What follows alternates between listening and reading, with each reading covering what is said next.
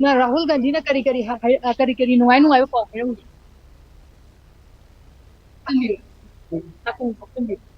Rahul गांधीना अखोगी मथंगी parliament दा अखोगी पेंदबा मयamse मोंद पेंदबा तमगल पाव मयamse मानबा parliament दा लावगनी न हायरम इमा होई के माइकैदि करी करी पेन करी करी पेन हाई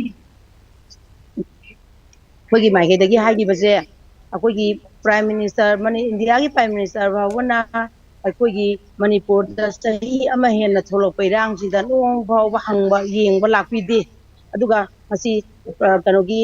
ओपोजिशन पार्टी ओरिबा राहुल जी ना दी ngasi अखोगी अवाबजे सरु याबीबा लापुदम तखोई नुंगाय फोंदोखी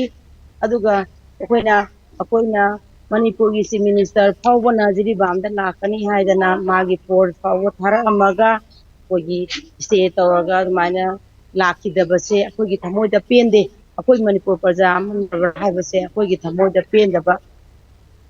फावी कोइना हाइची राहुल जी दा कोइना कोई लोइन मई थारो कुगरे अदुना अचुवा मतंदा कोई पीस पामी कोई सेर फोर्स सेंटर फोर्स मतिक याना थंबीदुना अखोई बुयुमदा हल्लगा लहनबियु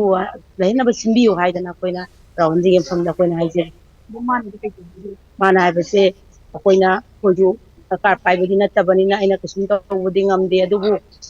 हदगी पार्लियामेंट जी लोगरे मथंगी पार्लियामेंट आको मतंदा कोइना मयांगी पेंदबा खलाव मयाम से पार्लियामेंट लावबनी ना